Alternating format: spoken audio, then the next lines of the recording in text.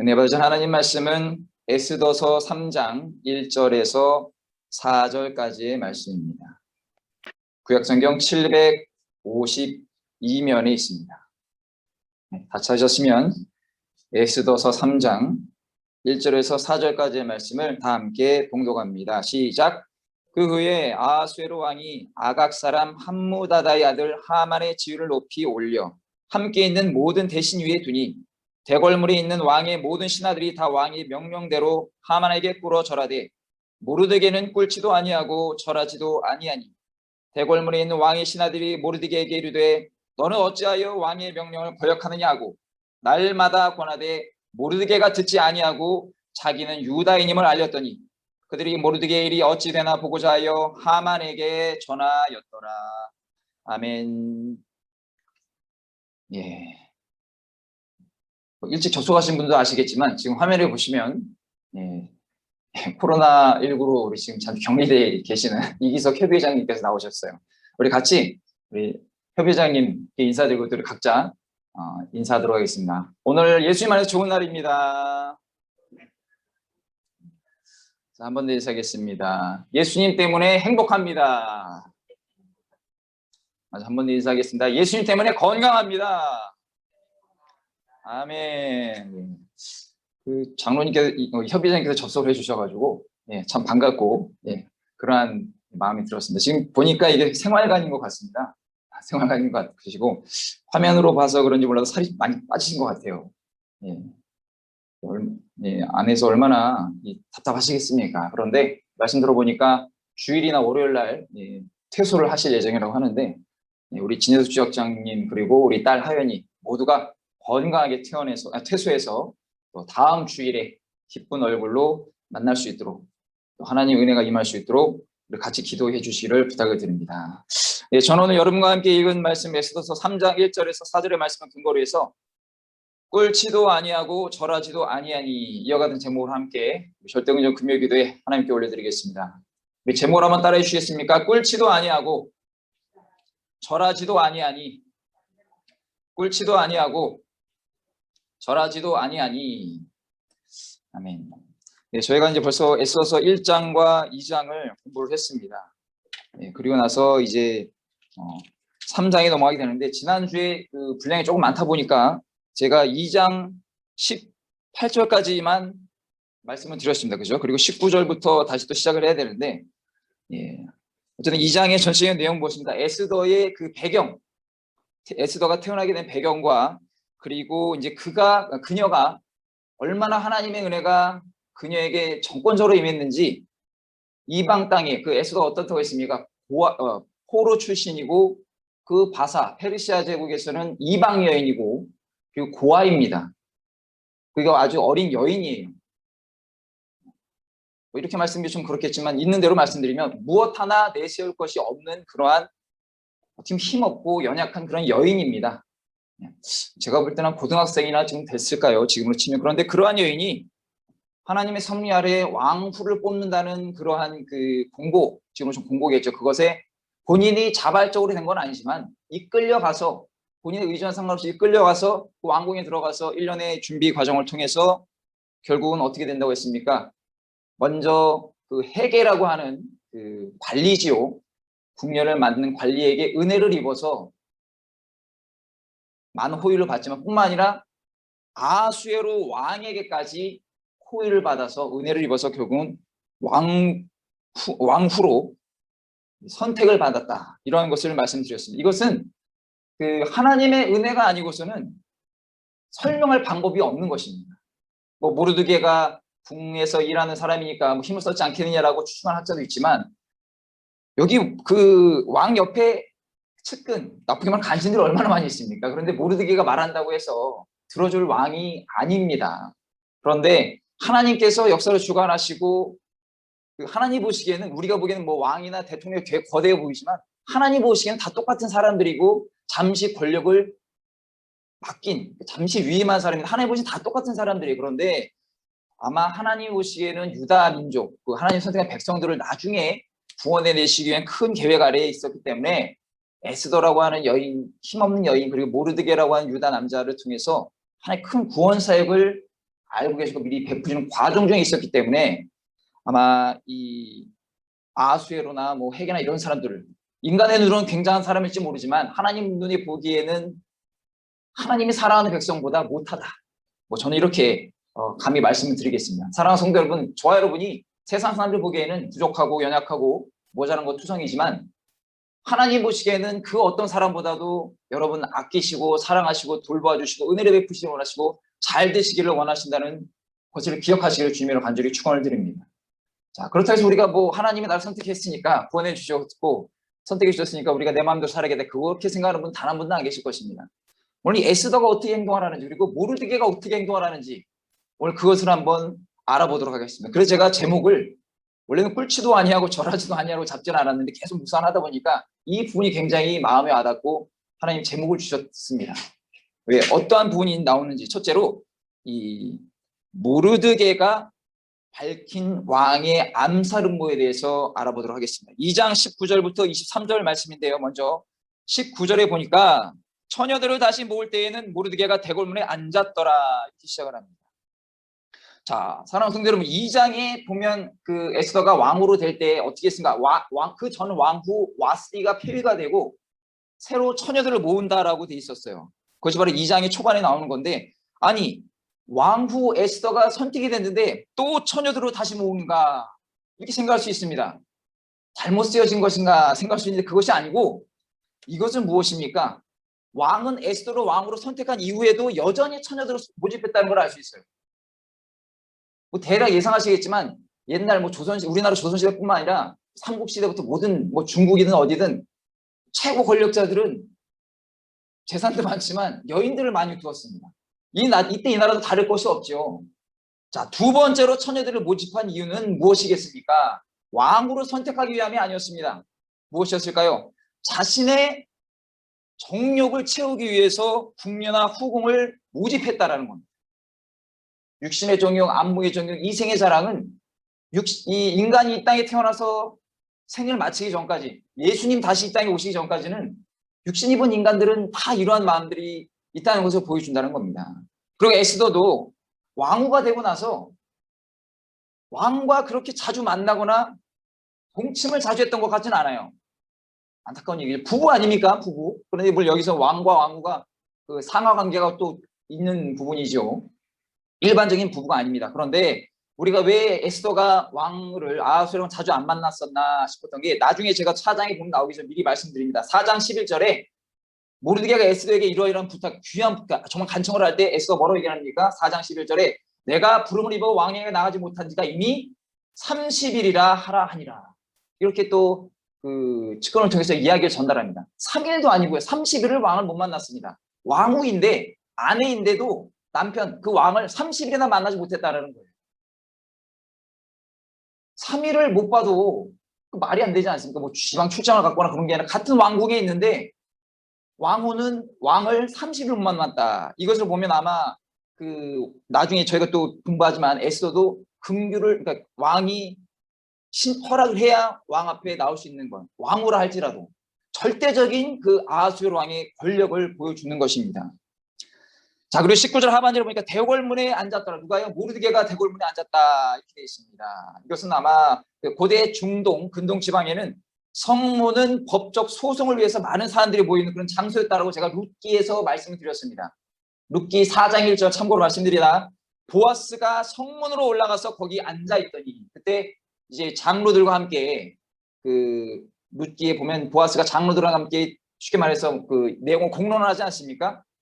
그래서 이 대궐문이라는 것은 왕궁 재판소 그런 의미로 쓰여지는 것이고 대궐문에 모르드게가 앉아있다는 것은 모르드게가 당시 왕궁 내에 어떤 관직에 있었다는 그러한 것을 나타내고 있는 것입니다.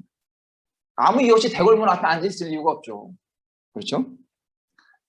자, 이것은 영적으로 무엇을 얘기를 합니까? 모르드게가 왕궁 내에 어떤 관직에 있게 된 것, 본인의 의지였던 아니면 노력이었던 것도 있겠지만 승진을 했던 것 같습니다. 승진.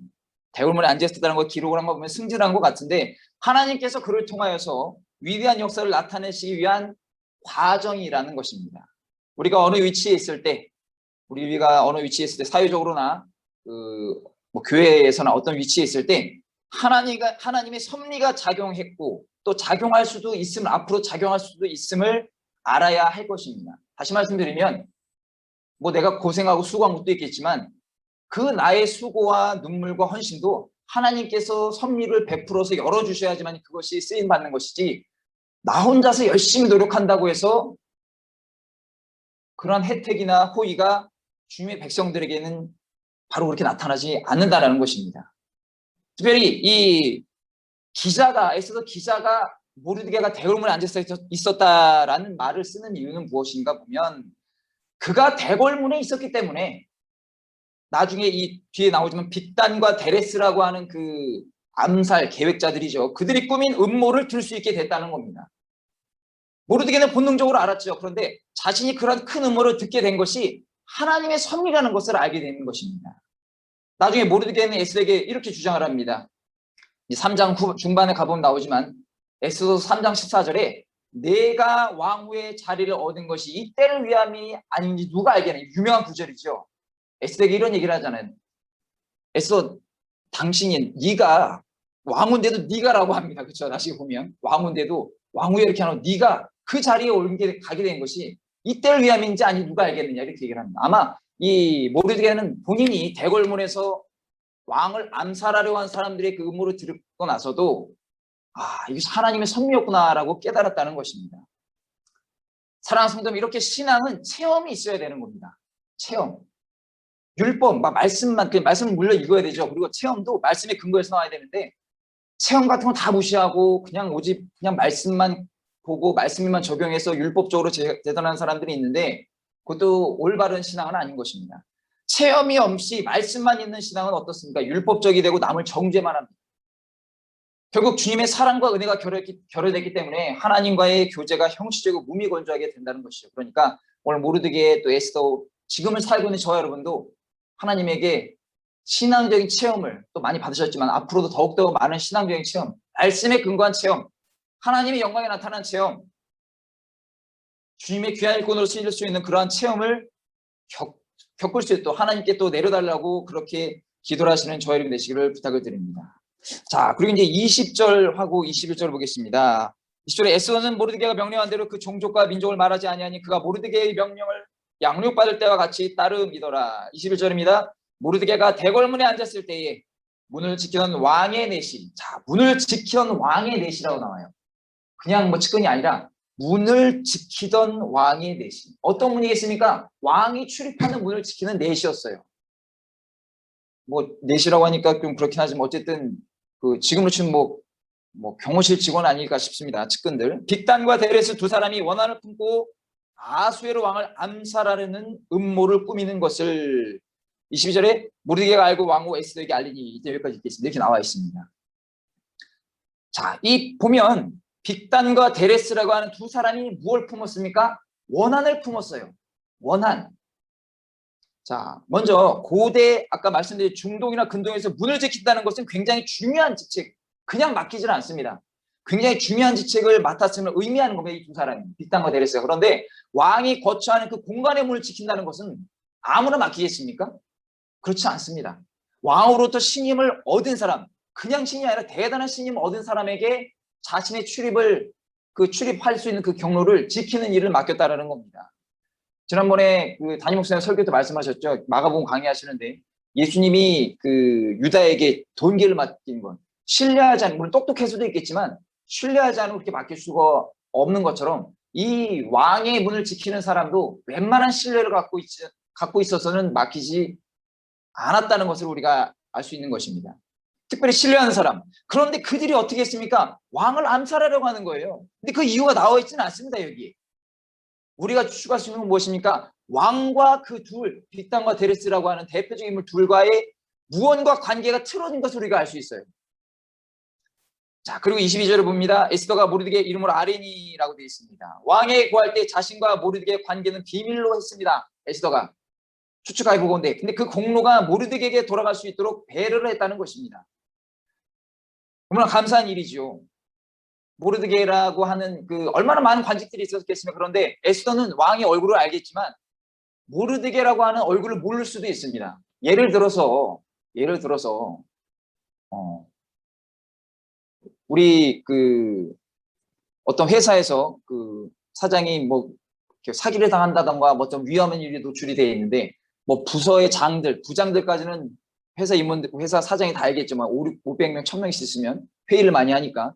그런데 그 밑에는 말단 직원, 뭐 대리나 뭐 이렇게 임원 아닌 사람들, 그 사람들이 어떻게 그런 잘못된 부분을 파악을 해서 그런 게 바로 보고를 못 하잖아요. 보고 계통이 있어요. 그러면 과장이나 부장을 통해서 또 보고를 합니다. 그러면 그 보고하는 사람이 우리 부서의 암흑의 대리라고 하는 이 사람이 이걸 조사해서 확인을 해보니 이러한 위험 요소가 있는 것을 발견했습니다. 사장님, 요거 한번 다시 정확하게 한번 하셔서 이게 잘못하면 우리가 크게 사기를 맞거나 회사가 위험에 처할 수도 있을 것 같습니다라고 얘기를 하면 그 사장이 바로 그걸 확인하겠죠. 그런 상황이었는 것입니다. 지금 이게. 왕후 에스더는 모르드게이의 이름으로 그 일을 아뢰인 거예요. 자, 23절에 보겠습니다. 조사하여 실증을 얻었으므로 이 근거를 얻은 겁니다. 확실한 근거를 얻었어요.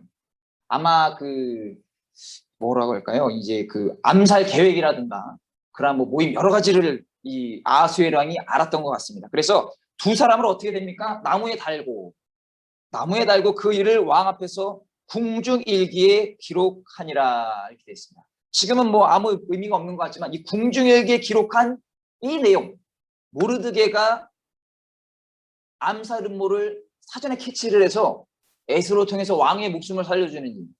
아마 이때는 이 고대 시대에는 서로 죽고 죽이고 이러한 상황이었기 때문에 뭐 왕 암살하고 이러는 거 뭐 아주 많이 있었던 일일 것입니다.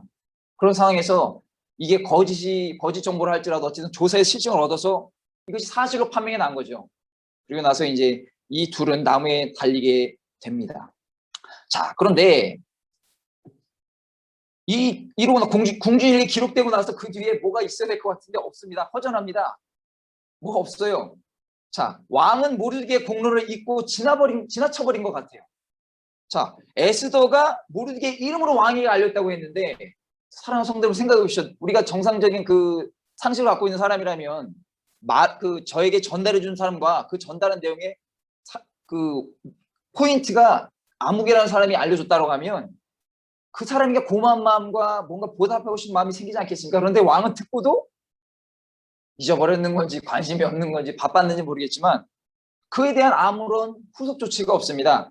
이것은 마치 창세기 40장에 요셉을 또 연상을 시킵니다. 창세기 40장 21절에 어떤 내용이 있습니까?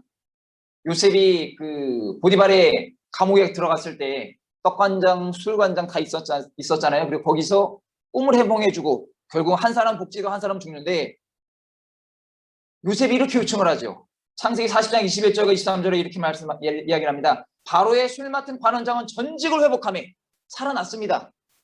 그가 잔을 바로의 손에 받들어 드렸고 떡 굽는 관원장은 매달리니 이제 죽었죠. 요셉이 그들에게 해석한과 같이 되었으나 23절 술 맡은 관원장이 요셉을 기억하지 못하고 그를 잊었더라. 근데 요셉이 이것을 안에 있는 사람이 술 관원장이 잊은지 안 잊은지 어떻게 알겠어요. 그런데 시간이 지나가니까 잊어버리는 겁니다. 잊혀지는 거죠. 굉장히 안타까운 일이었죠. 그래서 모르드게도 오늘 이러한 일을 겪게 되었다는 겁니다. 사랑하는 성도 여러분, 아까 말씀드린 것처럼 에스더가 모르드게 이름으로 왕에게 보고했지만 모르드게에게 돌아온 것은 아무것도 없습니다.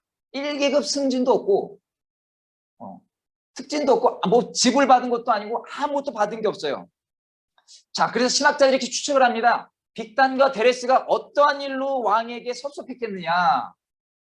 이러한 비슷한 일이 있었지 않겠냐 이렇게 또 얘기를 하는 학자들이 있어요. 충분히 우리가 이해는 되죠.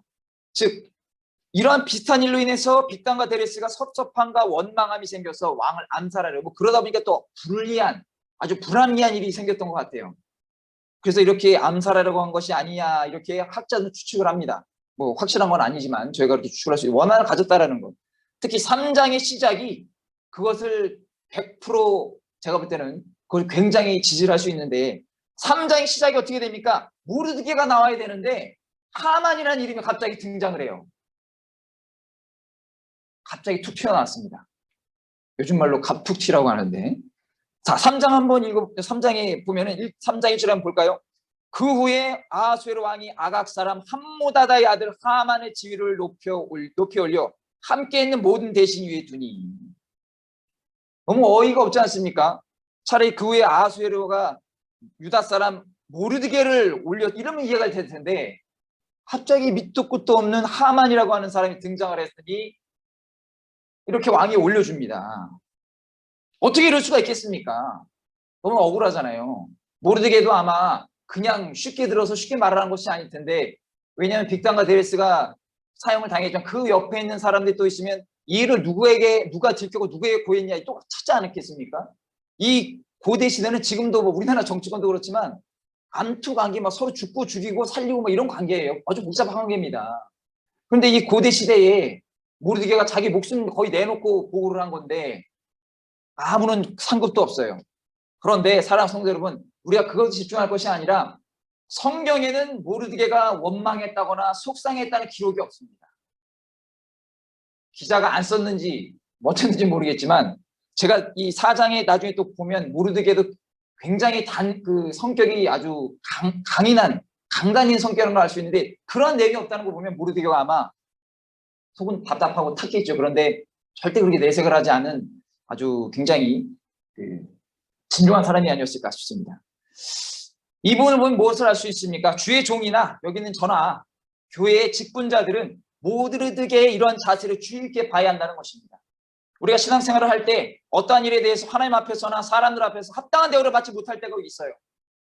많지요. 오히려 수고를 이렇게 많이 했고 우리 지역장님으로서 구역장님으로서 또 협의 임원으로서 얼마나 많이 수고하십니까?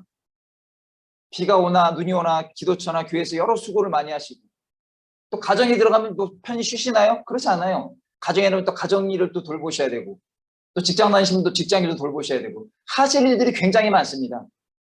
자, 그런데 생각만큼 합당한 대우를 받지 못할 때가 많아요. 오히려 그 사회에서라기보다 교회 안에서나 같은 신앙의 공동체에서 대우를 받고자 하는 건 아니지만 사람 마음이 다 그렇습니다. 고생을 하면 좀 알아봐 주기를 원하는 것도 사람 심리가 그렇습니다. 그것이 나쁘다고 할 수는 없어요. 사람의 자체가 그렇게 그 구조가 되어 있기 때문에. 그럼에도 원망하고 불평하지 않고 모르드게처럼 신실한 하나님을 바라보고 자신의 직분에 충성을 다하면 하나님의 섭리와 계획에 따라서 인간의 섭리나 계획이 아닙니다. 인간 섭리란 말을 쓰지 않죠. 정정합니다. 인간의 계획에 따라서 가는 것이 아니라 오직 하나님의 섭리에 따라서 주님께서 여러분을 세상에 인정받고 존귀하게 세우시고 또 하나님의 이름이 높임을 받으시도록 그렇게 역사하신다는 사실을 기억하시기를 주님의 이름으로 간절히 축원을 드립니다. 반드시 하나님이 갚아주십니다. 지금도 제가 뭐 누구라고 말씀드리지 않겠지만 한 번 한 번 또 이렇게 우리 금요기도회 요 금요기도회뿐만이겠습니까? 신앙생활 하시다 보니까 오래 하시니까 헌신을 많이 하시니까 오래 기도했던 제목들이 이렇게 응답되시는 분도 계시고 또 우리 하나님께서 일하시는 것 같습니다라고 말씀하신 분들이 계셔요. 늘 말씀드리면 정말 저는 감사합니다. 그럴 때. 물론 이제 마무리까지 우리 성도님들이 원하시는 그런 그 마무리에 딱 마침표를 찍으면 참 좋겠지만 계속 기도하는 겁니다. 그래서 반드시 하나님께서는 공짜가 없으십니다. 여러분의 수고와 그 눈물과 헌신 남들도 알아주면 같은 교구에서 알아주면 좋은데 사람의 눈이 한계가 있지 않습니까? 그러니까 근데 하나님은 한계가 없는 눈을 갖고 계시기 때문에 반드시 하나님께서 여러분의 그 수고에 가장 좋은 곳으로 갚아주신다는 것을 기억하시길 바랍니다. 오늘 저 여러분에게 그러한 비밀이 그러한 은혜가 넘치시기를 예수님으로 간절히 축원을 드립니다. 자, 둘째로 모르드게와 하만의 대립에 대해서 알아보겠습니다. 자, 아까 1절 읽었죠. 그리고 나서 2절에 대궐문에 있는 왕의 모든 신하들이 다 왕의 명령대로 하만에게 꿇어 절하되 모르드게는 꿇지도 아니하고 절하지도 아니하니 이렇게 되어 있습니다.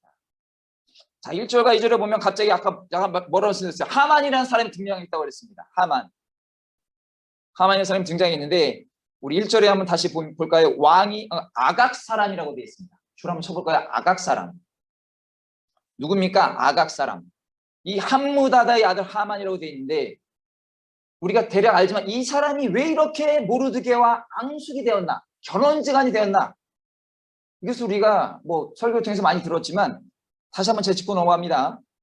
이 아각이라는 것은 무엇입니까? 아말렉 족속 사람이에요. 이스라엘 민족에게 대대로 원수인 족속 중에 하나입니다. 하나. 출애굽기 17장에도 그러한 기록이 나오는데 일단 메모를 한번 해주시고 내용이 좀 많으니까 성도님들 금요기도회 끝나고 나서 한번 그 부분 한번 찾아보세요. 출애굽기 17장 8절과 16절에 대한 기록이 있습니다. 거기에 그 모세 시대 때 이야기 나오는데 아말렉 족속 많이 들어보셨을 거예요. 그 말 그대로 그 원수 마귀의 예표죠. 주님의 백성들을 공격하는, 하나님의 선민인 이스라엘 백성들을 공격하는 그런 아말렉 족속이고, 그의 조상은 아각이라고 하는 왕이라는 겁니다. 아각. 어떤 사람은 아말렉의 뭐 다른 말이 그게 아니고 아말렉이라고 하는 족속에 아각 왕이 있어요. 이 뜻이, 이 말이 아각이면 아가기, 히브리어 아가기 이렇게 쓰는데 이 뜻이 무엇이냐? 히브리어로 이 아가그라는 말이 변형이 된 것인데 불꽃, 화염이라는 뜻을 갖고 있습니다. 불꽃 남자인지 어떤지 모르겠지만 굉장히 다혈질의 아주 성격 불같은 사람이었나 봅니다. 아각왕. 자, 사무엘상 15장에 나옵니다. 안타까운 왕 사울 왕이 큰 실수를 저지를 때 누가 있었습니까? 아각이 거기에 관계되어 있어요. 사무엘상 15장 7절과 9절 한번 찾아볼까요? 사무엘상 15장 7절과 9절에 이런 거 좀 잘 찾아가지고 메모를 잘해야 성경이 더 재밌습니다. 사무엘상 15장 7절과 9절에 보니까 사울이 하윌라에서부터 애굽 왕 술에 이르기까지 애굽 앞 술에 이르기까지 아말렉 사람을 치고 아말렉 사람의 왕 아각을 사로잡고 라고 되어 있어요. 아각이라는 왕이 있었습니다. 아말렉이. 그리고 칼날로 그의 모든 백성을 진멸했을 때 사울과 백성이 아각과 그의 양과 소의 가장 좋은 것 또는 기름진 것과 어린 양과 모든 좋은 것을 남기고 진멸하기를 즐겨하지 아니하고 같이 없고 하찮은 것을 진멸하니라. 즉 하나님이 다 멸하라고 그랬는데 사울왕의 마음에 욕심이 들어오고 개인 마음이 들어오니까 요거 빼고 좋은 거 빼고 취사 뭐라고 해야 될까요?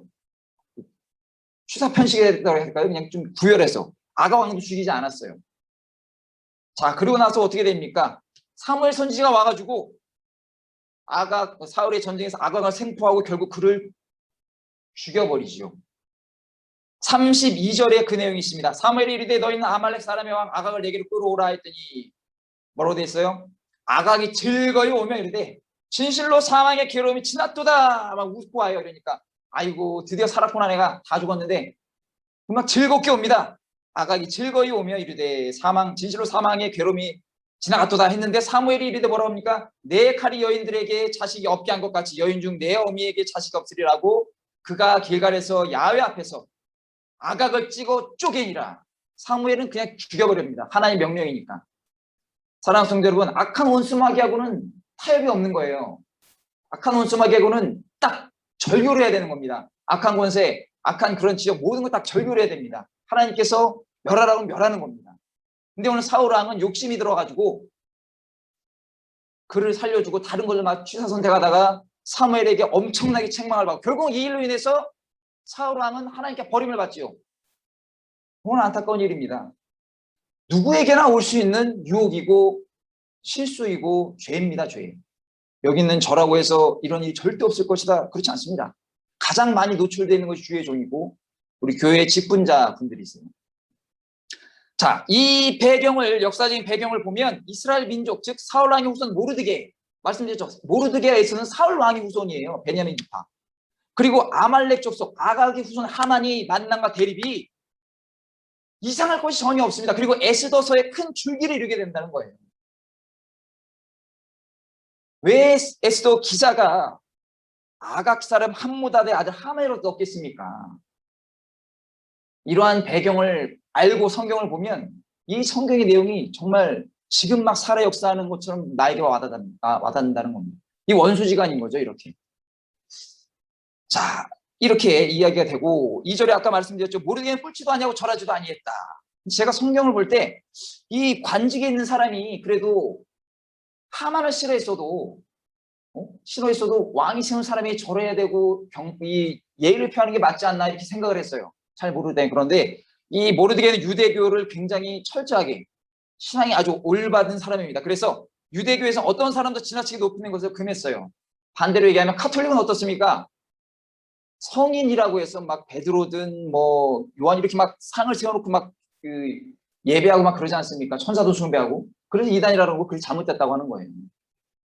모르드게는 이 그러한 부분을 마음 깊이 가지고 있었고, 다만 그 나라의 왕을 섬기는 것을 금한 것은 아니었다는 것을 우리가 알 수 있어요. 그리고 그렇지만 하만 같은 악인에게는 해당하지 않았다.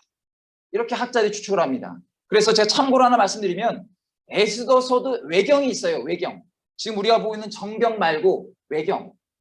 정상적인 정통적인 성경 포함 안 돼 외경이라고 있는데 거기에 뭐라고 나와 있느냐? 에스더서 외경 13장 12절과 14절에 모르드게의 말이 여기에 기록되어 있습니다. 참고로 들어주세요. 야훼여 주는 내가 교만한 하만에게 무릎을 꿇지 아니한 것이 그를 무시해서도 아니며 교만해서도 아니며 명예심 때문에도 아니라는 것을 아시나이다. 왜냐하면 이스라엘을 구원하기 위해서라면 기꺼이 그의 하만의 발에 입을 맞출 수 있기 때문입니다. 그러나 사람의 영광을 하나님의 영광보다 높일 수가 없으며 주 야훼 외에는 누구에게도 내가 경배할 수 없기에 이렇게 행하였나이다. 이러한 기록이 있습니다. 참고로 들어주십시오. 그만 모르드게는 관직에 공직에 있는 사람이지만 이런 아마 그 신앙과 그 사회적인 그런 부분들의 모순, 대립 이러한 것이 많이 있어서 마음이 참 복잡했을 거예요. 그런데 그는 하만에게 절하지 않았어요. 옳지도 않았습니다. 왜냐? 하만이라는 그 자는 아말렉 족속의 후예이고 아말렉 족속이고 우리 하나님의 백성들을 출애굽 시대에 뒤통수 친 그러한 아주 악한 자들이기 때문에 그렇다는 겁니다. 자, 출애굽기 17장 16절에 굉장히 중요한 기록이 또 있습니다.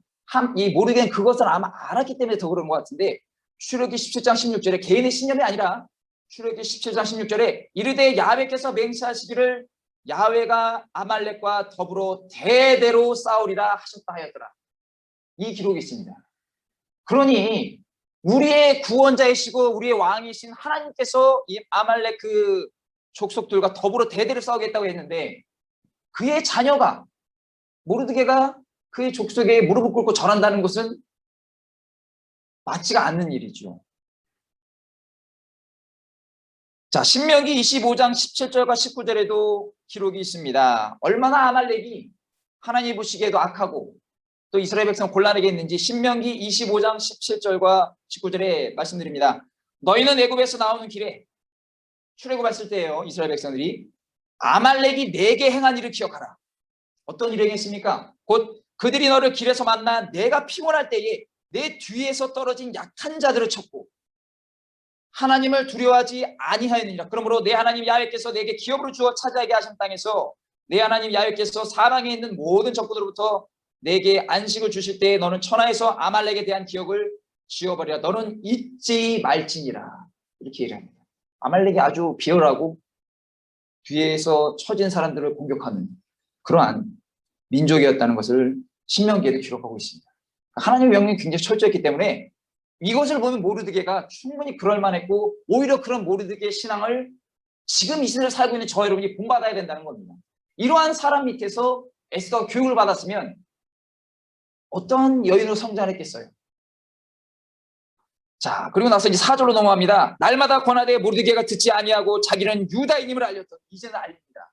누가? 모르드게가. 관직에 있는 사람이. 관직을 박탈당할 수도 있는데 날마다 옆에서 막 계속 제 귀에 딱지 않을 정도로 얘기를 하는 거예요.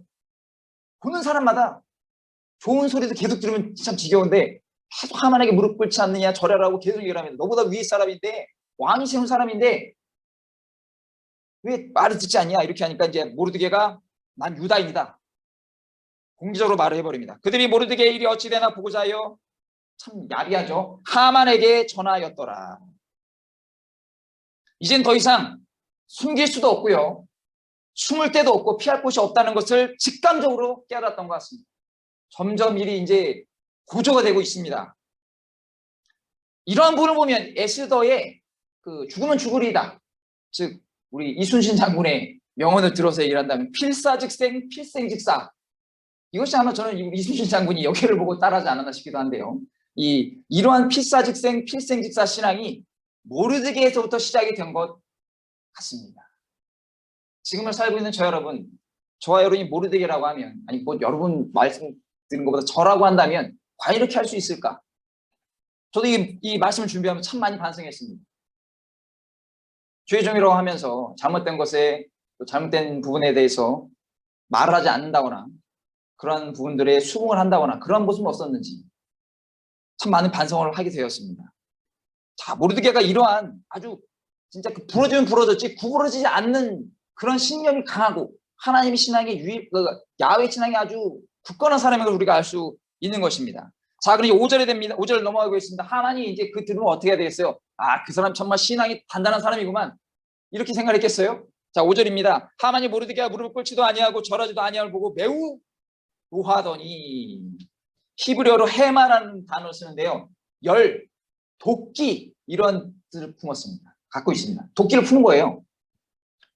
아주 하만이 굉장히 화가 난 것을 알 수가 있습니다. 자, 그리고 6절에 봅니다. 그들이 모르드게의 민족을 하만에게 알림으로 하만이 모르드게만 죽이는 것이 부족하다고 생각하고, 왜 그랬는지 모르겠어요. 한 사람만 처리하면 되는데 이것도 하나님의 섭리 아래에 있지만 원수 마귀의 계획 중에 하나라는 겁니다. 자, 아수에로의 온 나라에 있는 유다인, 그 바사에 있는 온 나라에 있는 유다인, 곧 모르드게의 민족을 다 멸하고자 하더라. 아니, 이것이 그렇게 멸할 만한 문제입니까? 너무 요즘 말로 좀 오버 아닙니까? 오버.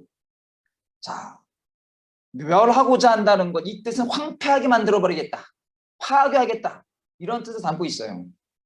자, 이것만 보면 이것이 철저히 원수 마귀에게서부터 계획된 것을 우리가 알 수 있습니다. 요한복음 10장 10절에 예수님 뭐라고 말씀하십니까? 도둑이 오는 것은 도둑질하고 죽이고 멸망시키는 것뿐이요 내가 온 것은 양으로 생명을 얻게 하고 더 풍성히 얻게 하려는 것이라. 할렐루야. 원수 마귀가 또 여러 모양으로 여러분이나 가정이나 자녀들에게 막 이로적으로 침투를 합니다. 침투를 해요. 막 특공대로 보내고 게릴라전을 합니다. 군대용으로. 그런데 절대 그런 거 현혹되시는 안 되시고, 그리고 그들이 오는 것은 멸망시키는 것밖에 없습니다. 신앙을 흐트러버리고 여러분의 신앙의 공동체를, 가족을, 가정을 망가뜨리고 그런 일밖에 하는 것이 없는 것이 바로 원수 마귀입니다. 그런데 우리 예수님은 어떻습니까? 생명을 얻게 하는 것, 더 풍성히 얻게 하신다는 거예요. 저 여러분, 이런 사실 다시 한번 기억하시기를 주님의 이름으로 간절히 축원을 드립니다. 자, 지금 우리 마지막 세 번째로 보겠습니다. 하만의 유다인 멸절 계획이 나옵니다.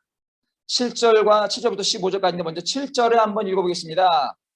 아수에로 왕 제12년 첫째 달 곧 니산월에 무리가 하만 앞에서 날과 달에 대하여 부르 곧 제비를 뽑아 12째 달 곧 아달월을 얻은지라.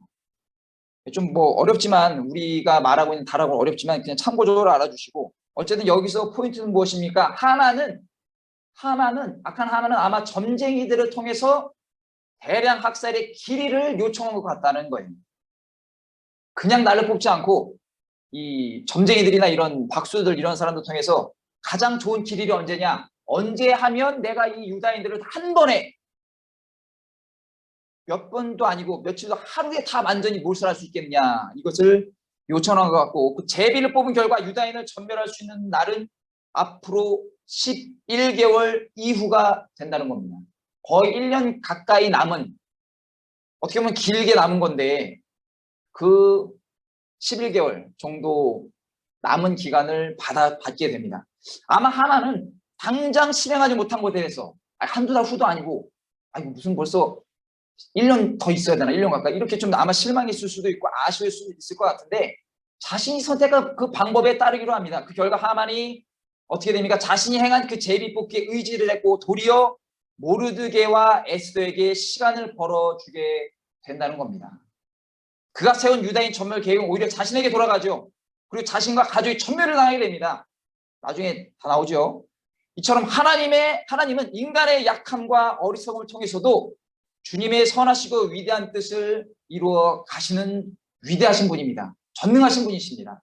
그 하나님께서 오늘 여기 친히 지금 나타나 개입하고 계시는 겁니다. 자, 8절에 봅니다. 하만이 아수에로 왕에게 아뢰되, 이제 하만은 왕에게 직보를 할 수 있는 그러한 높은 자리죠. 무서울 것이 없는 사람입니다. 한 민족이, 누구라고 말 안 해요. 한 민족이 왕의 나라 각 지방 백성 중에 흩어져 거하는데 그 법률이 만민의 것과 달라서 왕의 법률을 지키지 아니하오니 용납하는 것이 왕에게 무익하니이다, 이렇게 얘기를 합니다. 자, 이것을 보면 그 법률이라고 했어요. 여기 지금 법률. 이 법률이 무엇일까? 학자들이 또 추측을 해보니까 신명기 4장 5절에서 8절 그 내용이라고 합니다. 뭐 이것도 굳이 뭐 제가 다 읽지는 않을게요. 신명기 4장 5절에 8절 그 법률을 아마 하만은 알고 있어서 이 법률이 왕위에 무익하다라고 거짓 증언을 합니다. 또 거짓말을 해요. 자, 유다 민족은 자신들의 법도가 있는데 하만은 이것을 이용해서 있지도 않은 것을 꾸며냅니다. 그리고 왕에게 고합니다. 그리고 왕에게 거짓말을 한 것도 모자라서 어떻게 해요? 국가 통치의 불안을 조성합니다. 얼마나 그 넓은 127지방, 그 지방에서 살고 있는 다양한 민족들이 있는데 어느 한 민족이 왕에게 굉장히 무익할 것입니다. 이렇게 얘기를 하죠. 사랑하는 성도 여러분, 사탄의 특징이 바로 이런 거짓말입니다. 거짓말. 속이고 왜곡하고 거짓말하고 조작하고 있는 사실도 교묘하게 왜곡하는 것이 바로 사탄의 특징이라는 것이죠. 창세기 3장 4절과 5절에 나오는 대표적인 이야기시죠. 뱀이 여자에게 이르되 너희가 결코 죽지 아니하리라. 너희가 그것을 먹는 날에는 너희 눈이 밝아져 하나님과 같이 되어 선악을 알 줄 하나님이 아심이니라. 이렇게 말도 안 되는 얘기를 뱀의 안에 들어간 사탄이 꾀해서 우리 최초의 인간을 타락시키죠. 그리고 요한복음 8장 44절에 예수님의 말씀입니다. 너희는 너희 아비 마귀에게서 났으니 너희 아비의 욕심대로 너희도 행하고자 하느니라. 그는 처음부터 살인한 자요 진리가 그 속에 없으므로 진리에 서지 못하고 거짓을 말할 때마다 제 것으로 말하느니 거짓을 말할 때마다 자기 것으로 말한다는 거예요. 이는 그가 거짓말쟁이요 거짓의 아비가 되었습니다. 주변에 보면 거짓말하는 사람도 참 많습니다. 뭐 선의의 거짓말 그건 뭐 제가 얘기를 하지 않겠어요. 근데 보면 이렇게 이 가까운 사람들이나 이렇게 저도 사회생활, 군생활 해보면 거짓말 사고 이렇게 하는 분들이 종종 계시더라고요. 근데 이게 처음에는 그럴싸합니다. 그런데 분명히 그 거짓말은 반드시 들통이 나게 되죠. 저도 저희 어머니한테 어렸을 때 혼났던 것 중에 대표적인 거잖아. 저도 의도한 바는 아니었는데 그 어린애들 거짓말 가끔 하지 않습니까? 그러면 엄청나게 혼났습니다. 대표적으로 이 어렸을 때 오락실을 이렇게 100원 넣고 하는 이 오락실 이렇게 많이 갔습니다. 이 아저씨 웃으시는데 100원 넣고 오락실 이렇게 하는데 어머니 오락실 가지 말라는 거예요. 근데 저는 가고 싶었어요. 재미있고 하니까 뭐 이렇게 치고받고 이러고 하니까 다 애들이 그렇잖아요. 그런데 오늘도 어디 갔다 왔냐 이렇게 물어보시는 거예요. 근데 그 말씀이 굉장히 찔리는데 오락실 갔다 온 말을 안 했습니다. 근데 나중에 어머니가 엄청나게 혼내는 게 있는 겁니다. 왜 혼내시냐? 밖에 가시다가 제가 이러고 있는 걸 뒤에서 보신 거예요. 문 열린 걸. 그래서 나는 엄마가 그 오락 가는 걸 안 좋아하시는 거라고 할 줄 알았는데 그게 아니라 일단 엄마 두 개가 싫다. 왜냐? 거짓말을 한 것이 가장 크게 싫다. 오락실 갈 수도 있다. 그런데 그 오락실 간 것에 거짓말하는 거 싫고 또 오락실에 나쁜 형들이 많잖아요. 그때 지금은 뭐 오락실이 없어졌으니까 그때도 애들 이렇게 돈 뜯고 뭐 이렇게 해코지 하고 저는 오락실에서 맞지는 않았지만 그런 친구들이 이렇게 많이 있었어요. 그러니까 어머니가 그걸 싫어하니까 잘못 자녀가 다칠까봐 거짓말하지 말고 오락실 가지 말고 만약에 가면 뭐 삼촌이나 아니면 형들하고 이렇게 가라 이렇게 얘기를 하셨는데 그 부분을 보면 어렸을 때도 엄청나게 그 부분 때문에 많이 혼이 나고 맞았던 기억이 있습니다.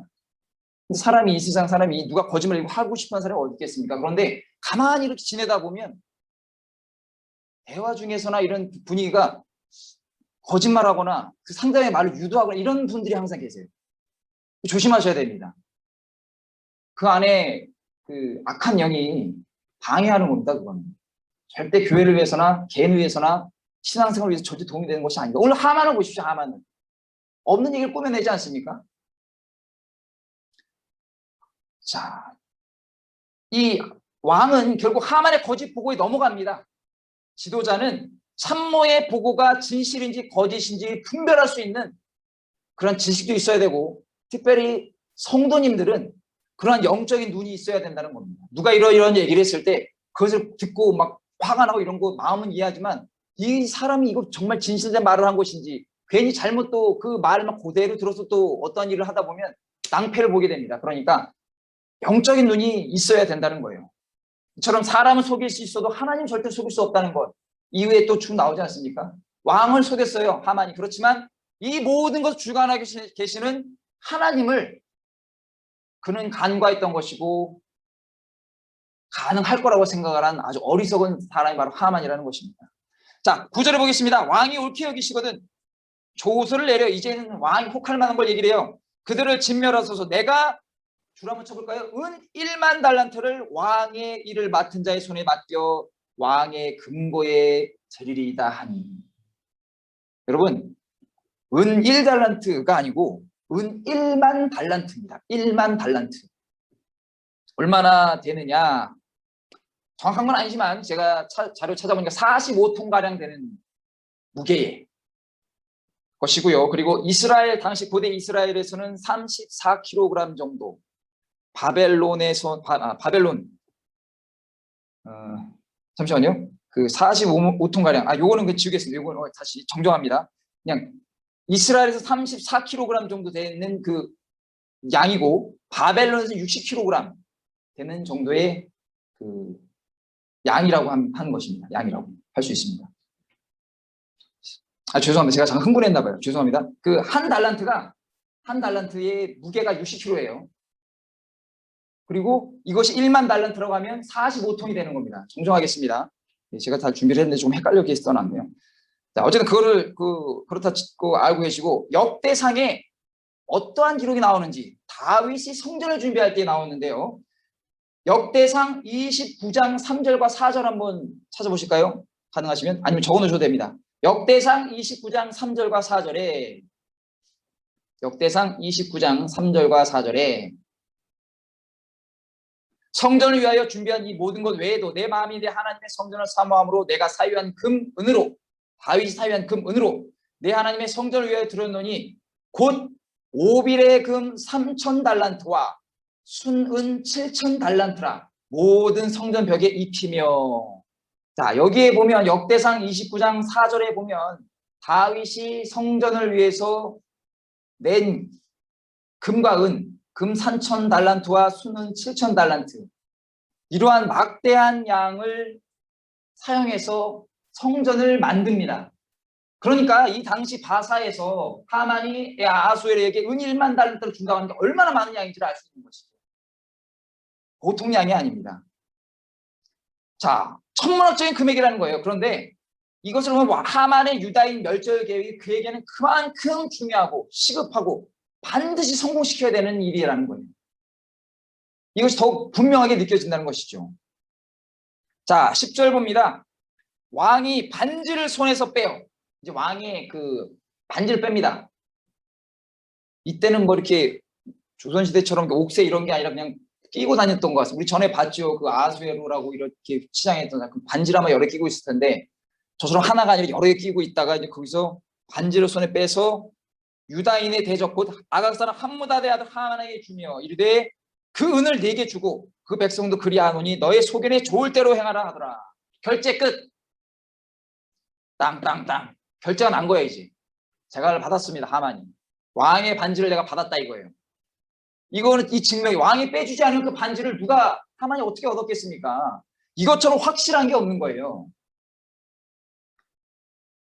이것을 보면 그 창세기 41장 42절에 요셉이 바로를 통해서 받은 또 그런 것도 연상이 되죠. 창세기 41장 42절에 바로가 또 요셉에게 이르되 내가 너를 애굽 온 땅의 총리가 되게 하노라 하고 자기의 인장 반지를 빼어 요셉의 손에 끼우고 그에게 세마포 옷을 입히고 금사슬을 목에 걸고 이렇게 되어 있습니다. 반지를 빼서 준다는 의미, 굉장히 큰 의미를 갖고 있는 것입니다. 하만이 얼마나 신이 났겠습니까? 반지까지 내가 받을 줄이야. 근데 이 반지가 나중에 누구한테로 갑니까? 모르드게한테 가는 겁니다. 모르드게한테 가요. 지금 꼈다고 해서 하만의 것이 아닙니다. 자, 12절 보겠습니다. 첫째 달 13일에, 이거 뭐 개인적인 생각이지만 13일 하니까 불길한 느낌이 들어요. 13일에 금요일, 뭐 미국이나 이런 데 13일을 안 좋아하죠. 외국에서는. 뭐 제 개인적인 생각입니다. 왕의 서기관이 소집되어 하만의 명령을 따라 왕의 대신과 각 지방의 관리와 각 민족의 관원에게 아하수에로 왕의 이름으로 조서를 쓰되 곧 각 지방의 문자와 각 민족의 언어로 쓰고 왕의 반지로 인치니라. 인치다, 이 뜻은 밀폐하고 봉인한다, 인봉한다, 이 뜻이 있어요. 찍고 이제는 어떻게 할 수가 없는 겁니다. 실제적인 뭐 인봉인지는 모르겠지만 그만한 의미를 갖고 있는 것을 알 수 있습니다. 그리고 보니까 각 지방의 문자와 각 민족의 언어, 얼마나 많은 민족과 언어가 있을 때 그걸 다 써가지고 보내는 겁니다. 그럼 이것이 보십시오. 유다 말 히브리어로만 쓴 것이 아니고 각자 언어로 쓰면 그걸 보는 사람들은 뭐라고 생각하겠어요? 다른 사람이 예를 들면 우리나라 어디 가서 이렇게 우리나라 사람들이 있는데 이것을 중국말로 쓰고 일본말로 쓰고 뭐 인도네시아 말로 쓰고 막 썼다. 그럼 그것을 보는 사람들이 한국인 다 이제 죽는구나 이렇게 생각하지 않았겠습니까? 다 그 민족대로 그 말대로 다 썼다는 겁니다. 자, 13절 보겠습니다. 이에 그 조서를 역졸에게 맡겨 왕의 각 지방에 보내니 12째 달 곧 아달월 13일 또 13일 하루 동안에 그 하루 날에 모든 유다인을 젊은이, 늙은이, 어린이, 여인들을 막론하고 남녀노소를 막론하고 죽이고 도륙하고 진멸하고 또 그 재산을 탈취하라 하였고 그 내용이 다 있는 거예요. 너무 잔인하지 않습니까? 이게 그렇게 사랑하는 성도 이게 그렇게 그러니까 모르게가 절하지 않은 일이 그렇게 유다 민족이 멸절당할 만한 일입니까? 상식적으로 봤을 때. 어쨌든 그 제국에 있는 유다인은 그 내용을 이제 듣고 나서 큰 충격과 비통에 빠졌을 것이 분명합니다. 살다 이게 무슨 날벼락인가 갑자기 이게 무슨 일인가? 어떤 이런 일이 날 수 있는가? 자, 하만은 그것을 비밀 왕에게 거짓 보고를 했죠. 그리고 자신의 계획을 성취하려고 했습니다. 앞서 9절에서 다뤘듯이 하만이 왕에게 바친 은일만 달란트는 엄청난 금액입니다. 하만은 우선 왕에게 먼저 로비금을 준다고 구두 계약을 한 겁니다. 구두 계약을 했어요. 그리고 이 아까 제가 읽어드렸죠. 13절 하반에 그 재산을 탈취하라 이렇게 돼 있잖아요. 자, 은일만 달러가 굉장히 많은 돈이고 하만이 아무리 뭐 왕 다음 가는 사람이라 하더라도 그 많은 재산을 바로 줄 수가 있겠습니까? 자, 무엇입니까 이게? 유다인들을 죽이고 뺏어서 그 재산을 왕에게 준다는 거예요. 자기 돈도 아니면서 남의 돈을 갖고 생색이 내는 지금 우리나라에도 많이 있잖아요. 뭐 재난지원금이나 뭐입니다. 막 생색내고 얼마를 준다. 자기 돈도 아니면서 다 국민들의 피 같은 세금 혈세를 갖고 생색을 냅니다. 그러니까 사랑하는 성도님 제가 늘 말씀드리잖아요. 이 절대군전 기도회도 하나님께서 부족한 종을 통해서 여러분과 나누라고 말씀드렸지만 지금 이 시대를 바라보는 관점, 그 상황을 바라보는 이 성경과 다를 바가 하나도 없습니다. 지금 하는 일들을 이 자태를 보면 유다인들의 그 피 흘린 돈으로 뺏어서 왕에게 갖다 바치는 우리 지금 사람들의 자기네끼리 또 우리나라 사람들은 뭐 서로 준다고 그러지만 저는 별로 받고 싶은 마음도 없습니다. 좋아하지도 않고 그러는데 눈먼 돈 별로 좋아하지 않습니다. 불로소득 절대 좋아하지 않고 좋아할 분도 안 계시겠지만 자, 그렇게 왕에게 헌납하려고 했다는 거예요. 자, 저와 여러분이 만약에 하만이라고 하면 내가 손해볼 일이 하나도 있습니까? 없습니까? 내 금고에서 내 통장에 돈이 나가는 게 아닌데 전혀 아실 일이 없다는 겁니다. 하만은 유다인의 재물을 탈취해서 왕에게 주고 자신의 명성과 안위를 지키려고 한 것입니다. 중요한 것은 이 모든 어처구니없는 계략이 사탄 마귀가 하만을 조종해서 하나님의 백성 유다 민족을 멸절하려는 영적 전쟁이라고밖에 설명할 길이 없다는 거예요. 그래서 말씀드렸죠. 전에도 이러한 모든 일들이 예수 그리스도가 이 땅에 오시는 것 초림하시려는 이 모든 계획을 계속 틀어버리려고 하는 원수 마귀 악한 사탄의 그런 큰 계획이라는 겁니다.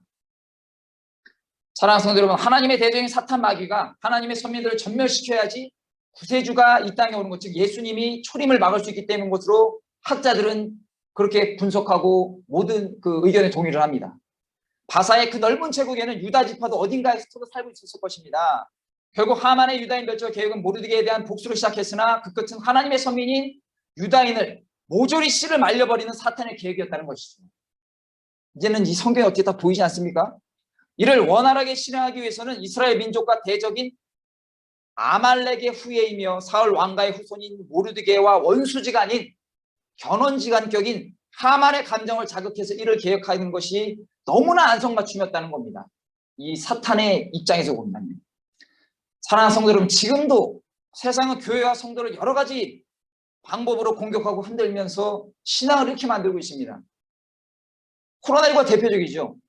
코로나19가 신천지 이단 집단으로 시작돼서 확산이 됐는데 이게 마치 한국의 모든 정통교회가 정통 개신교회가 책임 있는 것으로 언론을 통해서 호도하고 또 방역을 이유로 인해서 과도한 방역 지침을 강요하고 대면 예배를 제한하는 초유의 사태가 발생했다는 겁니다.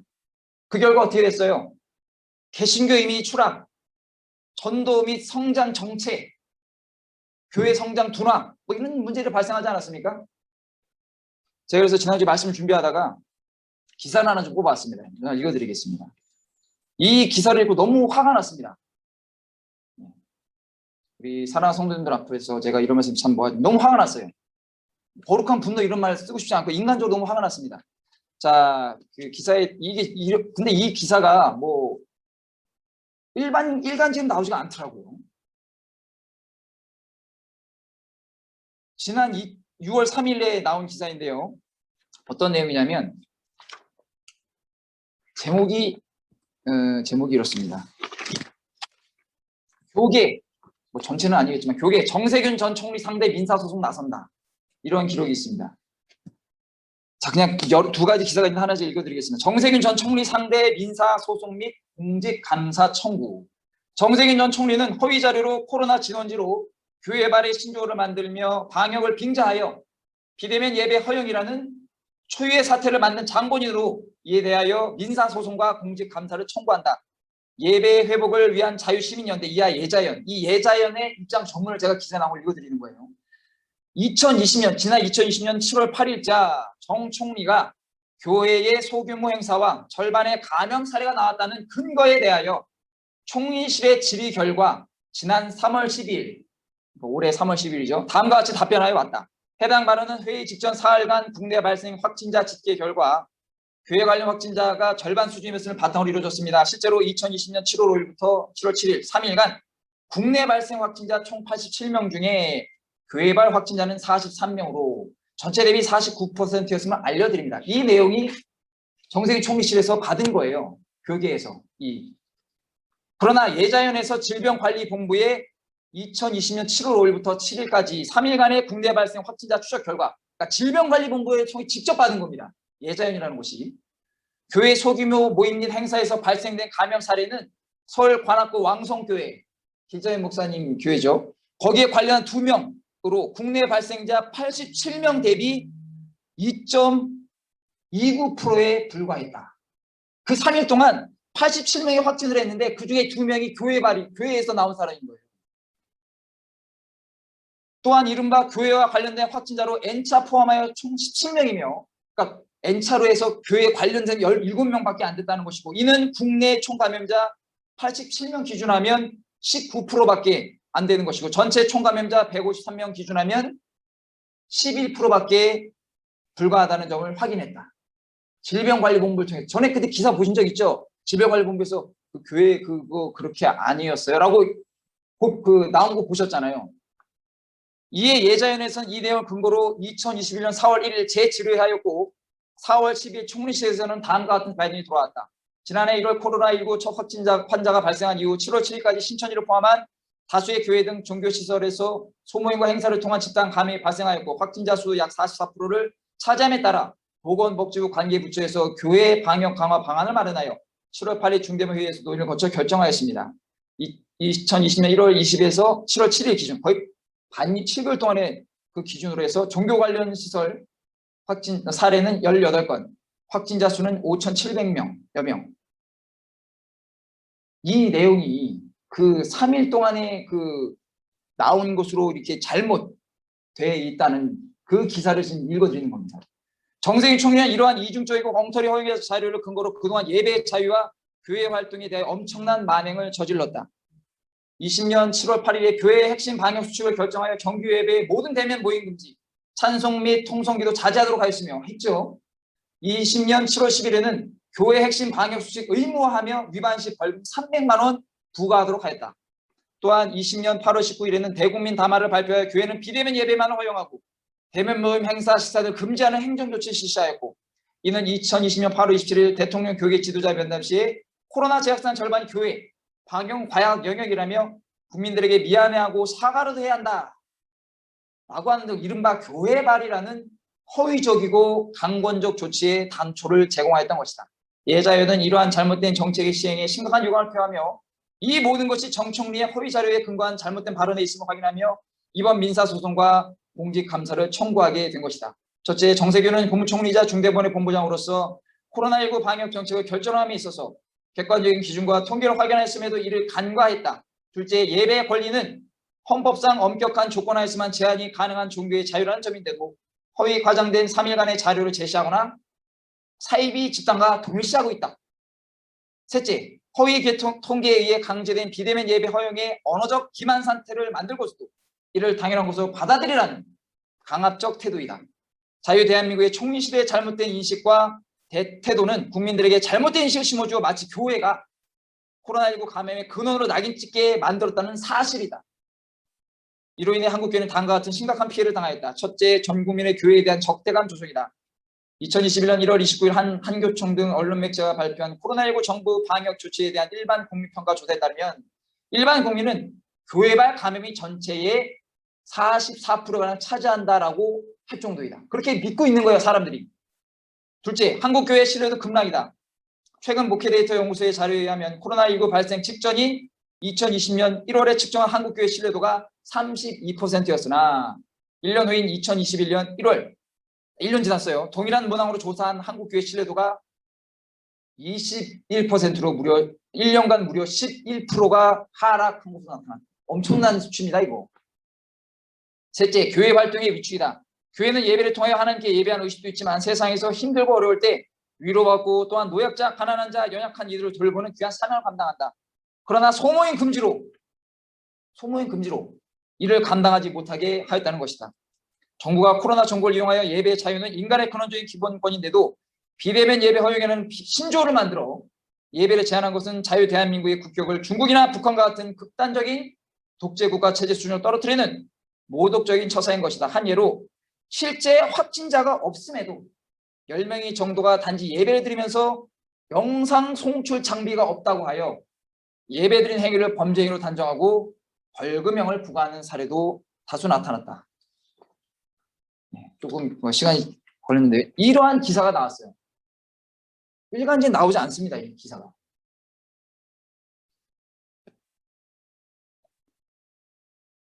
자, 이러한 부분을 보면 저는 이 지금 에스더 이야기하고 별반 다를 바가 있습니까 싶습니다. 저는 다를 바가 없다고 생각해요. 자, 그리고 나서 이제 14절에 한번 보겠습니다. 이 명령을 각 지방에 전하기 위하여 조서의 초본을 모든 민족에 선포하여 그날을 위하여 준비하게 하라 했더라. 15절에 역절이 왕의 명령을 받들어 급히 나가매 그 조서가 도성 수산에도 완포되니 왕은 하만과 함께 앉아 마시되, 한번 주셔보세요. 왕은 하만과 함께 마시되 수산성은 어떻게 했습니까? 잔치했나요? 어지럽더라. 너무나 대비되지 않습니까? 어지럽다. 그러니까 왕은 앉아서 하만하고 술 먹고 술 취하고 있는데 수산성은 어지럽다. 이 뜻이 당황하다라는 뜻이 있어요. 당혹스럽다라는 뜻을 갖고 있습니다. 직역성경에 뭐라고 되어 있냐? 이 15절을 그때 왕과 하만은 앉아서 마시고 있었으나 수산성은 술렁거렸다. 당연히 술렁거렸겠죠. 누가 유대인이야? 유다인 죽인다는데 너 유다인이야? 너 유다인이야? 엄청난 사회 불안과 조성을 만드는 겁니다. 기억나시죠? 작년 1월, 2월 때인가요? 그 기생충 상 받고 와서 청와대에서 막 있을 때 그때 처음으로 확진자가 죽었잖아요. 대통령하고 영국이 뭐하고 있었습니까? 거기서 막 박장대소하고 막 그 뉴스에도 안 나왔잖아요. 저는 이 모습이 떠올랐어요. 짜파구리 먹으면서 막 박장대소하고 막 영부인한 사람이 이러고 막 고개를 젖히면서 웃고 사진 다 찍히고 처음 확진자가 나온 날 그날에 그러고 있었어요. 대통령한 사람하고 영부인한 사람이. 이거하고 뭐가 다릅니까? 코로나19의 방역을 이유로 국가가 교회에 내린 조치는 너무나 당혹스러운 일이라는 겁니다. 한 개인이나 한 교회가 실수한 것을 일괄적으로 적용하는 것은 방역을 위한 것이라기보다는 개인의 자유와 종교의 자유를 인정하지 않는, 통제하는 전체주의나 공산 사회주의에만 허용되는 일이기 때문인 겁니다. 그래서 자꾸 자꾸 주사파 이런 말 하는 이유가 자꾸 있는 겁니다. 왜 그런 말을 들어요? 본인들이 그런 말을 듣기 싫으면 그렇게 행동을 안 하면 되는 거예요. 왜 그런 행동을 해서 그런 말을 듣습니까? 그 마음에 뭐가 있는지 모르겠지만. 그럼에도 여러분 제가 아까 그 기사 읽어드렸지만 기쁜 소식도 하나 있습니다. 또 좋은 소식도 하나 있어요. 우리나라 얘기는 아니지만 미국의 일인데요. 이것도 지난 6월 7일에 나온 기사인데 제가 뽑았습니다. 제목이 뭐냐? 캘리포니아주 예배 제한당한 교회 신부에 215만 달러 배상하라. 215만 달러면 우리나라 돈으로 23억 9천만 원입니다. 하나 읽어드릴게요. 미국 캘리포니아 주 정부가 최근 한 교회와 신부에게 변호사 수임료 215만 달러를 지불하고 예배당에 차별적인 제한을 두지 않겠다고 합의했다. 캘리포니아 주 정부가, 미국의 정부가, 그 주 정부가 그랬다는 거예요. 신시아 바산트 미국 지방법원 판사는 지난해 사우스베이 연합 오순절 교회가 제기한 소송에서 케빈 뉴섬 주지사를 비롯한 주정부 관리들에게 대유행 사태에 대응해 예배당에 대한 명령을 내리거나 집행하는 것을 금지하는 판결을 내렸다. 지난 6월 7일 날. 주정부는 이 소송을 해결하기 위해서 변호사 비용으로 교회 측에, 교회가 이제 변호사 샀겠죠. 교회 측에 160만 달러, 우리나라 돈으로 17억 7천만 원, 로마 가톨릭 교회 트레버 버핏 신부가 제기한 소송에 대해 55만 달러, 6억 1천만 원을 지불하기로 합의했다. 버핏 신부는 컨센버나디노 샌디에이고 LA 교회의 감독을 하고 있다. 비영리 법률단체인 토마스 모 소사이어티는 뉴섬 주지사의 새로운 코로나19 대응 조치에 맞선 2건의 소송을 제기했다. 토마스 모 소사이어티 찰스 리만들리 특별검사팀은 사우스베이 사건은 1년 동안 미 연방대법원에서 3차례나 다룬 전례 없는 사건이며 이로 인해 캘리포니아에서 교회를 다시 열게 된 획기적인 판결이 나왔다고 말했다. 리만들리 검사는 이 사건들에 대한 영구적인 명령은 미국이 가장 소중히 여기는 원칙 중 하나인 종교 자유를 보호하는 것이라고 덧붙였다. 폴 조나 변호사도 교회를 소매업보다 더 심하게 제한될 수는 없다. 우리는 이 두 가지 중요한 경우의 최종 결과에 만족한다고 했다. 토마스 모어 소사이어티 크리스토퍼 페라라 변호사는 이 사건은 대법원이 추후 결정적으로 어떠한 판결을 내릴지 예상한 미국 내 최초의 판결이라며 예배당은 세속적 기업들과 동일한 우대를 받아야 한다. 동일한 대유행 기간 우대받는 사업체에 100% 인원이 모일 수 있다면 교회도 그같이 허용되어야 한다고 말했다. 이마트 어디 백화점 20% 들어갑니까? 버핏 신부는 소송에서 뉴섬 주지사의 봉쇄 조치가 자신의 사역을 심각하고 근본적으로 제한했다고 주장했다. 이 신부가 그렇게 얘기한 거예요. 또 자신이 감독하는 사역에 대한 조치는 본질적으로 위선적이며 자신을 비롯한 다른 예배당을 부당하게 겨냥하고 있다고 지적했다. 그에 따르면 집회 때는 사람들이 마스크 없이 구호함과 구호를 외치고 노래를 부르는 수천 명과 어깨를 나란히 하며 행진할 수는 있지만 예배 때는 다른 예배자들과 6피트 이상 떨어져 있어야 하며 찬송가나 성가를 부르는 것도 금지됐다. 지금 우리랑 다를 바가 없어요. 지금 우리 교회 주일에 수요예배 때 찬양팀 있습니까? 없지는 않죠. 근데 인도하는 목사 한 분 있고 남은 신호팀 어디 있는 줄 아시죠? 성가대 그 앞에서 찬양 부르고 있습니다. 지난 4월 대법원은 대유행으로 인한 대면 예배 제한에 대한 구제 조치를 해달라는 사우스베이 연합 오순절 교회의 요청을 기각한 9회 순회 항소본 판결을 파기했다. 없애버렸다는 거예요. 이 명령은 대법원이 3가구 이상이 참석한 가정 내 예배 금지와 관련 복수의 교인들이 캘리포니아 주를 고소한 데 대해 만장일치로 원고 승소 판결 내렸던 탄던대 뉴섬 주지사의 판례를 이용했다. 연방 대법원은 지난해 15월에도 앤드류 쿠오모 뉴욕 지사에게 예배당을 최대 25명으로 제한하는 것을 금지하는 명령을 내렸다. 또 다른 여러 주의 예배당에 대한 하급 법원의 판결도 기각했다. 이 기사가 나와 있는데. 썼습니다. 자, 좀 흥분했습니다. 죄송합니다. 네, 양해해 주시기 바랍니다. 주의 중에 이런 일이 흥분 안 하면 뭐에 흥분하겠습니까? 교회와 예배와 이런 성도님들이 불이익을 주의 중에 대해서 눈 뜨고 가만히 있어야 되겠습니까? 자, 예. 그리고 나서 이제 어지럽다라고 이제 마무리됐지 않습니까? 이제 말씀을 맺겠습니다. 하만은 훗날 자신이 세우던 계략에 자신과 가족들이 몰살당하고 그것도 모자라서 모르드게에게 그의 집이 관리를 받게 되는 수치를 겪습니다. 이후에 읽어보시면 아시겠지만 관리를 받아요. 하만이 멸시하는 유다인 모르드게에로부터 그 가정이 관리를 받습니다. 사랑하는 성도 여러분, 이것은 오직 전능하신 하나님만이 만들어 가실 수 있는 절대적인 섭리라는 것을 기억하시기를 바랍니다. 하나님이 하신다고 하면 설명할 방법이 없습니다. 자, 그래서 결국은 어떻게 됩니까? 하나님을 대적하고 또 주님의 백성과 주님의 몸된 교회를 거짓으로 음해하고 핍박하며 공격한 세력에게는 하나님의 철저한 심판이 있다는 것을 말하고 있는 것입니다. 여담이지만 정세균 총리가 내년에 대선 나온다고 하시죠? 대통령 선거 나온다고 합니다. 나오세요. 나오시는 뭐 자유지요. 뭐. 예? 만 40 이상만 되면 대통령 선거 다 나올 수 있다고 합니다. 뭐 나오시라고 하세요. 자, 오늘 이렇게 말씀을 제가 너무 좀 기사를 읽으면서 좀 흥분을 했는데 하여튼 이러한 내용이 있었습니다. 이러한 내용들이 그 아까 예자연이라고 하는 곳에 누구누구가 계시냐면 우리 잘 아는 부산 세계로교회의 그 손현보 목사님과 그리고 그 은평 쪽에 지금 사역하신 심화부 목사님, 그 외 몇몇 목사님들이 이렇게 이 모임을 만들어서 지금 적극적으로 대처를 하고 계십니다. 이 분들 지치지 않으시도록 우리 많이 같이 기도해 주시고 중보해 주셔서 우리가 잃어버렸던 그러한 예배에 대한 자유함과 그 귀한 소중함을 빨리 찾을 수 있도록 그런 날이 올 수 있도록 기도해 주시는 저 여러분이 되시기를 예수님의 이름으로 간절히 축원을 드립니다. 기도하겠습니다. 사랑과 은혜와 자비가 무한하신 아버지 하나님 감사합니다. 오늘 에스더서 3장을 통하여서 유다인 모르드게가 유다인의 대적인 하만에게 꿇지도 않고 절하지도 아니하는 그러한 신앙의 결기를 보고 이 시대를 살아가는 저희들에게 과연 그러한 신앙의 결기가 있는 것인지 또한 그러한 신앙이 결기가 반드시 필요한 것을 저희가 깨닫게 되었습니다. 무엇보다 하나님의 영광을 위한 것이라면 저희가 어떠한 수치도 감당해야 되겠지만 하나님의 영광을 저버리는 일이라면 그러한 세상과 타협하지 않는 오직 하나님의 기쁘시게 드리는 그러한 신앙의 성숙한 신앙자들이 될 수 있도록 주님의 백성이 될 수 있도록 도와주시옵소서. 예수님의 이름으로 간절히 기도 올려옵나이다. 아멘.